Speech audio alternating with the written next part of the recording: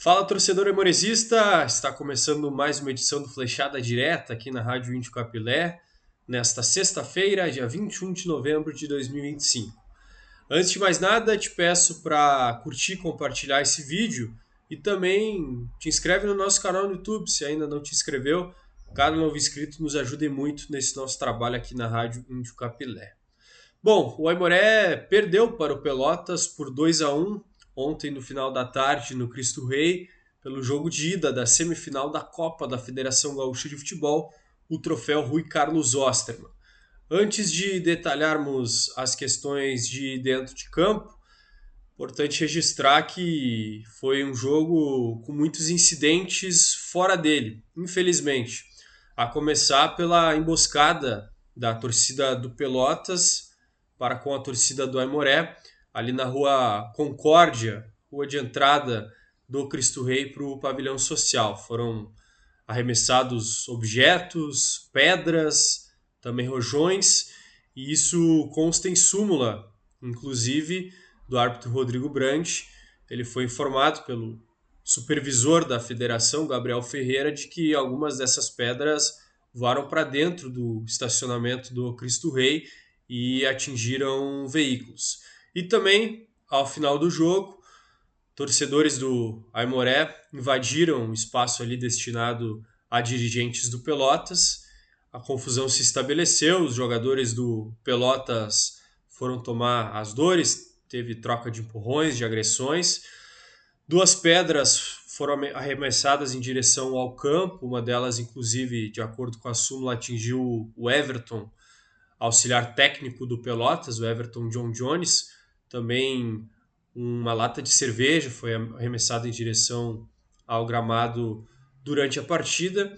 Enfim, infelizmente foi um jogo com muitos incidentes lamentáveis, esse Aimoré e Pelotas. E dentro de campo, como disse, o Aimoré acabou sendo derrotado, sai perdendo logo cedo, aos 6 minutos, numa cobrança de escanteio vinda do lado direito do Gustavo Hermel, uma cobrança baixa. Ainda assim, a defesa do Aimoré não consegue afastar, e na pequena área o Jean Roberto, artilheiro agora da Copa da Federação Gaúcha de Futebol de forma isolada, com 6 gols, marca o gol de abertura do placar. O Aimoré consegue reagir ainda no primeiro tempo, aos 22 minutos, depois de um bate-rebate dentro da grande área, o Mauri chuta a bola em direção ao gol e o Lucas Huck intercepta com o braço. Pênalti, claro, que o próprio Mauri, com muita tranquilidade, converteu, deslocando ali o goleiro Rodrigo Mamá, ex-Aimoré. O jogo seguiu equilibrado, truncado, com algumas poucas oportunidades de um lado e outro. O Aimoré no segundo tempo teve duas boas chances, né? Uma cabeçada no travessão do Mikael e também uma cabeçada do Maicon, que passa à direita do gol. Por outro lado, o goleiro Enzo fez duas defesas importantes para salvar o Aimoré.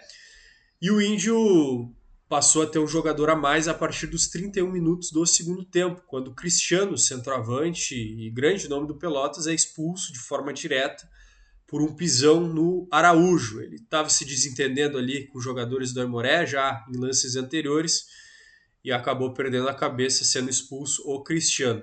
Mas mesmo com um jogador a mais, o Aimoré acabou levando o gol nos acréscimos do segundo tempo e sendo derrotado.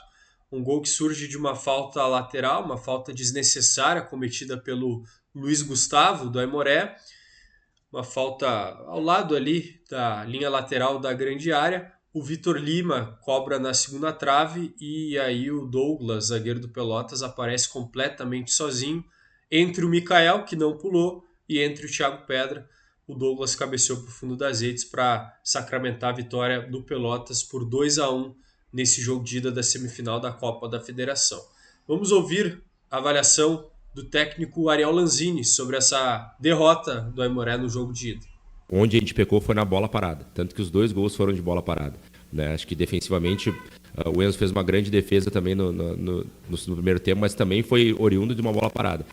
Eu acho que com a bola em jogo a gente conseguiu manter o sistema sólido e principalmente no segundo tempo nós estávamos bem controlados, né? Eu acho que o primeiro tempo eles tiveram um pouco mais, acho que foi equilibrado, mas com uma superioridade um pouco mais deles. E eu acho que o segundo tempo a gente foi superior a eles, tanto que o jogo estava controlado, vamos dizer assim, defensivamente. e acabou que no final a gente acabou sofrendo o revés, né? Então a gente sofre um gol com 6 minutos, isso desestabiliza um pouco a equipe até conseguir entrar de novo, e no final do jogo, infelizmente, a gente acabou levando 2-1.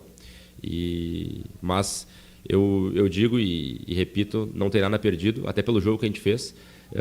Eu acho que a gente tem tudo para chegar lá, conseguir a vitória, e seja nos pênaltis ou ganhando por 2 gols de diferença, sai com a classificação. Tá aí Ariel Lanzini, técnico do Aimoré. Com a derrota no jogo de ida, o Aimoré vai precisar vencer por 2 gols de diferença para se classificar no tempo normal no jogo da volta no próximo domingo. Vitória aimorezista por 1 gol de diferença leva a disputa para os pênaltis.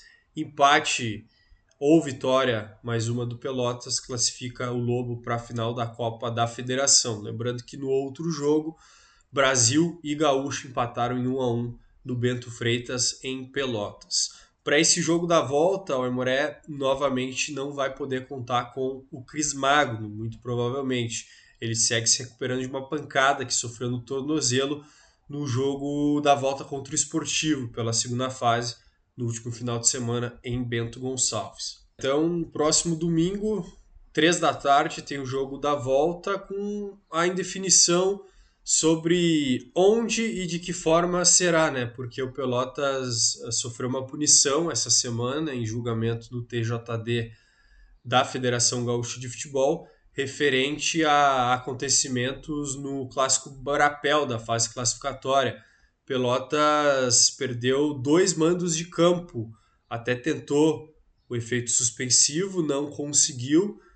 Então fica a dúvida se o jogo vai ser na Boca do Lobo com portões fechados ou se o Pelotas vai mandar o jogo em outro estádio, em outra cidade, e aí podendo ter a presença de público. Até o fechamento dessa edição do Flechada Direta não havia essa definição. O que parece certo é que o jogo é realmente domingo, 3 da tarde, e claro, vai contar com transmissão da Rádio 20 Capilé, com a narração do Eduardo Souza, os comentários do Natan e as reportagens do John Tedeschi. Tá certo?